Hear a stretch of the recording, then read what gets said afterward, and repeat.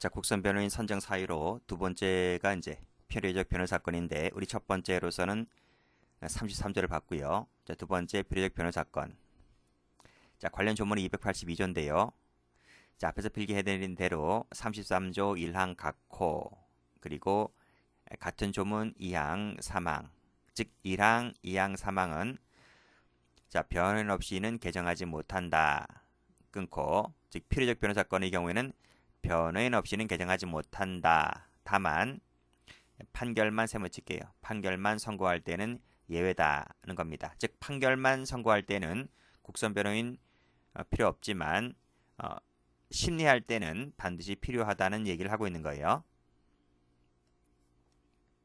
자, 그래서 283조. 자, 방금 읽었던 282조 본문의 경우에 있어서는 변호인이 출석을 해야 되는데 만약 출석하지 아니하는 때에는 직권으로 선정해야 된다고 얘기하고 있습니다.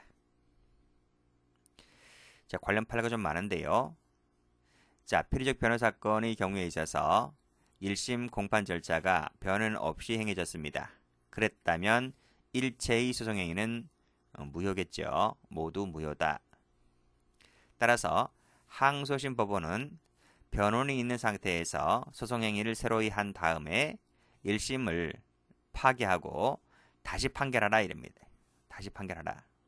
다시 판결하면 된다고 되어 있어요. 자, 다음 판례. 자, 필요적 변호 사건인데 모두 불출석을 했습니다. 그래서 변호인 없이 증인신문 절차가 이루어졌다는 거예요. 역시 이것도 마찬가지로 위에서 본 것과 같이 모두 무효입니다.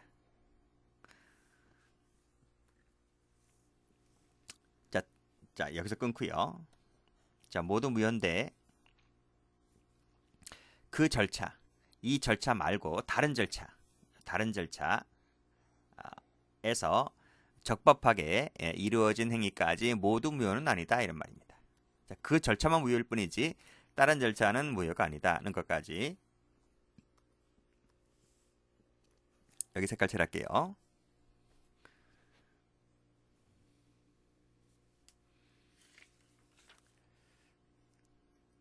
자, 다음 이것도 필요적 변호 사건이죠. 자, 피고인이 재판 거부 의사를 표시하고 재판장 허가 없이 퇴정했는데 변호인마저 동조하여 퇴정했다. 그러니까 둘 다 나갔네요. 변호인마저 동조해서 퇴정해 버렸다 할 때 이것은 포기라고 볼 수밖에 없는 거죠. 따라서 그때 수소법원으로서는 피고인 변호인 없이도 판결이 가능하다는 내용의 판례입니다.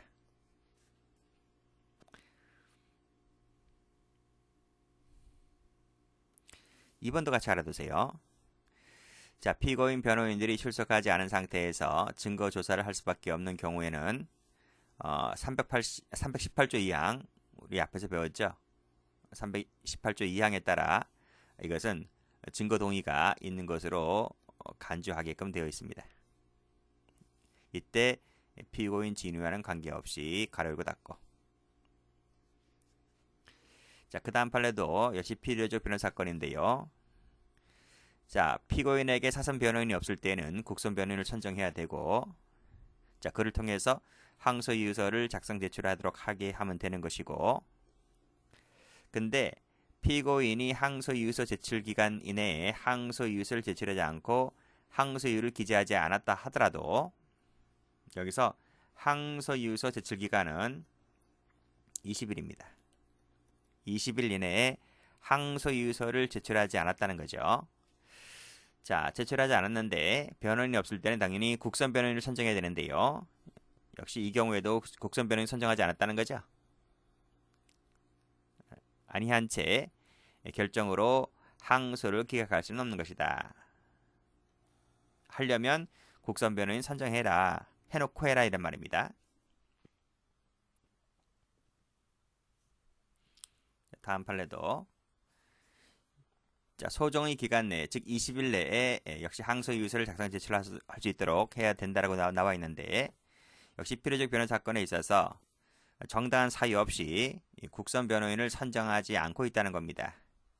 그 사이에 이 기간이 도달해버린 거예요. 자, 도갈해버렸다.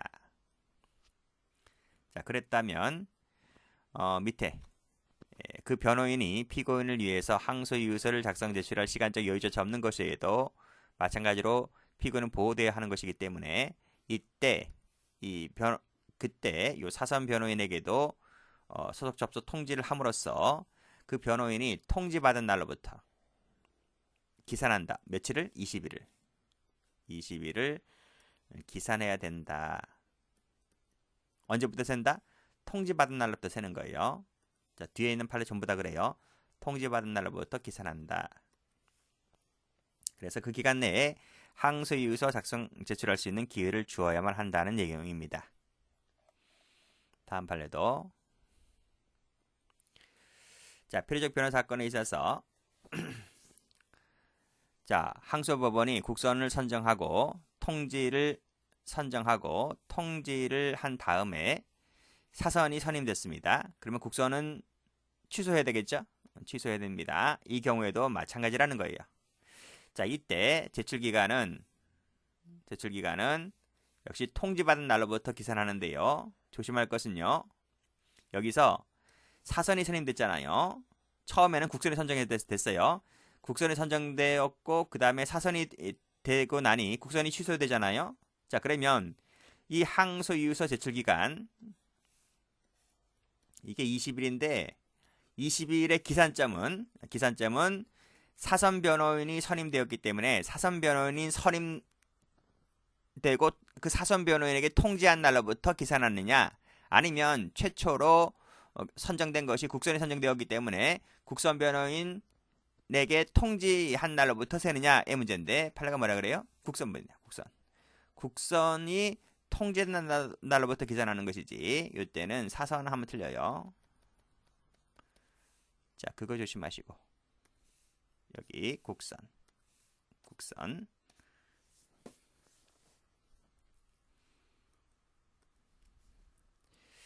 자, 피고인이 책임질 수 없는 사유로 국선이 변경됐습니다. 그러면 그 국선에게도 통지를 해야 된다라고 하고 있는데, 이때 여기 국선에게 하면 되지, 국선에게 하면 되는 거지, 변경되면 그 국선에게 하면 되는 거지 새로 선정된 요 사선에게 하는 거는 아니다, 이런 내용입니다. 조심하시고, 사선에게까지 하면 된다 하면 틀려요.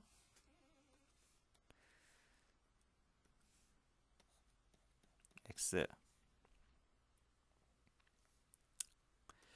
자, 국선의 선정 효력은 선정된 이후에 병합된 다른 사건에도 미치는 것이기 때문에, 따라서 항소심에서 국선이 선정된 이후에 변호인이 없는 다른 사건이 병합되었다 할 때 요 다른 사건에게까지 국선의 선정 효력이 생겨난다는 겁니다. 역시 이때도 이 국선이 통지받은 날로부터 20일을 기산하는 거예요. 자, 만약 통지를 해야 하는데 병합된 사건에 대해서 통지를 안 했다는 겁니다. 그럼 당연히 밑에 위에서도 뭐라고 그랬습니까? 병합되었을 때 다른 사건에게까지 효력이 미친다고 했는데, 그 사건에 대해서 통지를 안 해주는 것은, 선고한 것은 위법이다는 내용의 판례. 자, 항소이유서를 제출하지 아니한 데 대하여 아무런 규칙 사유가 없어요. 밝혀지지 않았다는 얘기죠. 규칙 사유가 없다는 얘기입니다. 아직 밝혀지지 않았기 때문에. 밝혀지지 않는 이상 항소법원은 종전 국선을 취소하고 새로이 국선을 선정해서 다시 통지를 해야 한다. 이때 그 기간이라고 하는 것은 새로운 국선 변호인으로 하여금 통지받은 날로부터 20일을 기산한다는 내용입니다. 역시 통지죠. 통지인데 이때는 새로운 국선 변호인에게 통지받은 날입니다. 그러니까 종전이 아니고 새로운 국선입니다. 자, 다음 판례를 보면, 자, 꺽쇠 1번. 자, 역시 필요적 변호 사건에 있어서 일부만이 무죄가 되고 일부가 유죄가 됐죠. 그래서 이 유죄가 된 부분이 이제 상소가 된 거예요. 상소가 되었는데, 이 사건의 경우에는 변호인 없이도 개정할 수 있는 사건이었단 말이죠. 무슨 말이냐? 요 상수된 부분은 필요적 변호 사건이 더 이상 아닌 거죠. 사건이 아닌 것이 되었다. 그러니까 필요적 변호 사건이 된 것은 무죄 판결 받은 부분이 이제 필요적 변호 사건이었고 유죄된 부분은 필요적 변호 사건이 아닌 것이 된 겁니다. 따라서 결론이 뭐다? 필요적 변호 사건이 아닌 것으로 취급될 뿐이다. 이런 내용의 판례입니다. 그쵸? 그런 의미죠. 자, 그 밑에도 보면 자, 필요적 변호 사건인데요. 필요적 변호 사건이라면 반드시 변호인이 필요한 거잖아요. 그런데 변호인 없이 개정되고 심리가 된 겁니다. 판결이 이제 진행된 거죠. 재판이 진행됐는데 당연히 필요적인 사건에서 변호인 없이 개정이 되었기 때문에 이것은 법령 위반이라고 볼 수는 있어요. 있는데 야, 이게 무죄 나왔어. 자, 무죄가 나온 사건입니다. 대단하죠? 유죄가 나온 게 아니고 무죄가 나온 사건인 거예요. 이렇게 무죄가 나왔다면 우리 앞에서 필요적 변호 사건에서 변호인 없이 개정 심리가 되면 모두 무효라고 했잖아요. 무효라고 했기 때문에 항소심으로서는 변호인이 있는 상태에서 소송행위를 새로이 한 다음에 다시 판결하라고 했잖아요. 그치? 그럼 이거 여기서 무죄 판결 나왔을 때에 제가 방금 말씀드린 것처럼 새로이 변호인을 선임을 해서 다시 재판해야 됩니까? 야, 이거 판결 다시 해! 이렇게 할 수 있습니까? 무죄라고 하면 지금 피고인에게 유리한 재판이 나온 거예요. 유리한 재판이 나왔기 때문에 이때는 판결을 새로이 할 필요가 없다 이 말이지. 필기를 굳이 하자면 새로이 변호인 선정해서 플러스 다시 판결하는 것이 아니다. 그냥 무죄로 끝내자 이런 말이죠. 그래서 무죄 판결에 영향을 미쳤다 안 미쳤다? 영향을 안 미쳤다 이런 말입니다. 자, 그래서 이 판례 알아두시고 자, 그 다음 보면 역시 필요적 변호 사건에 있어서 필요적 변호 사건이기 때문에 반드시 변호인이 사선이든 국선이든 나와야 되잖아요. 근데 사선이 안 나왔어요. 그래서 1회 공판기일이 진행되었는데 그 공판기일에 누가 나왔어요? 국선이 땜빵으로 나온 거야. 국선이 땜빵으로 사선 대신에 나왔다면 변호인 없이 재판한 것은 아니죠. 이 국선이 나왔으니까요. 잘못이 있다고 할 수는 없다. 그리고 이 사선이 2회부터 나왔습니다. 그러니까 1회는 국선이 나오고 2회부터는 사선이 나온 거예요. 그치? 그랬다면 피고인에게 있어서는 1회든 2회든 간에 변호인 없이 재판한 것은 아니기 때문에 따라서 기회가 박탈되었다고 보질 수는 없는 거죠. 제한되었다고도 볼 수 없는 것이고요. 위법은 아니라는 얘기입니다. 자, 필요적 변론 사건인데 변호인의 변론과 최후 진술을 듣지 않고 재판한 것은 당연히 위법이겠죠. 그런 내용의 판결입니다. 그래서 좀 더 상세히 설명하면 무기징역을 선고한 사건인데 변호인 변론을 듣지 않았을 뿐더러 최후 진술을 들은 바 없이 듣지도 않았고 없이 했다면 위법이다, 법령 위반이다는 내용의 판결. 자, 이 밑에 판례가 좀 중요합니다. 좀 어려워요. 잘 읽어보세요. 여기 보시면 필요적 변호 사건인 흉기후대 폭처법 위반죄라는 거죠. 그러니까 흉기후대 상해 폭처법 위반죄는 필요적 변호 사건인 거죠. 근데 사기죄는 여기 사기죄는 필요적 변호가 아니에요. 이해되시나? 그러니까 필요적 변호는 흉기후대밖에 없는 거죠. 근데 이 부분에 대해서 모두 유죄 판결을 받고 항소를 했다. 항소. 모두 유죄가 나와서 항소를 했다. 근데 원심이 국선 변호인을 선정하지 아니한 채 두 사건을 병합해서 항소 기각 판결을 선고했다는 얘기입니다. 이 두 사건에 대해서 병합해서 했는데 국선을 선정하지 않았다는 거야. 자, 이 부분인데 무슨 얘기냐? 지금 봐봐요. 피고인이죠. 피고인이 A죄와 B죄를 저질렀는데 여기서 흉기, 휴대, 상해를 A죄라 하고 사기죄를 B죄라 하면 자, A죄는 필요적 변호 사건이죠.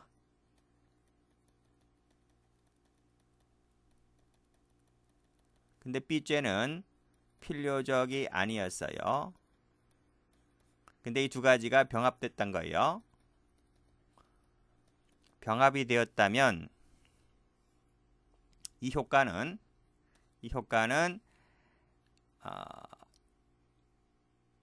병합이 되면 이 효과는 필요적 변건이 아닌 B죄에 대해서도 B죄도 필요적 변호 사건이 돼요. 왜냐하면 국선이 두 개의 사건을 다 맡았기 때문에 이 A죄는 당연히 필요적 변호 사건이고 필요적 변건이 사건이 아닌 B죄도 같이 필요적이 되는 거예요. 근데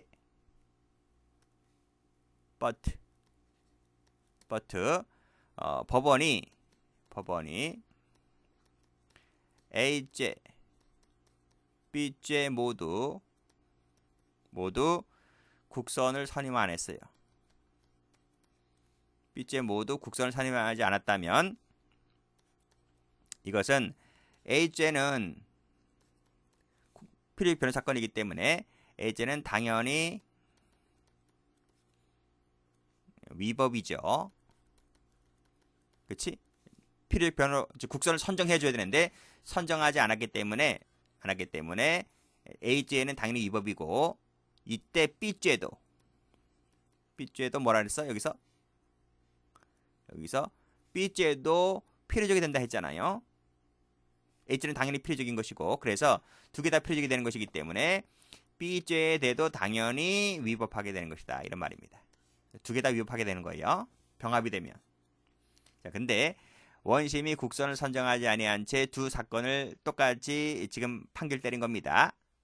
그랬을 때 A죄는 위법이지고 여기 변호인 없이 공판 절차를 진행하는 그 위법은 필요적 사건이 아닌 사건, 아닌 사기죄에도 이 위법이라는 효과가 미친다는 말은 B죄도 당연히 위법이다는 내용의 판결을 얘기해주고 있는 거예요. 이 사기죄가 벌금 나왔든 안 나왔든 간에 똑같다는 거야, 결론이. 자, 그런 내용을 하고 있는 겁니다.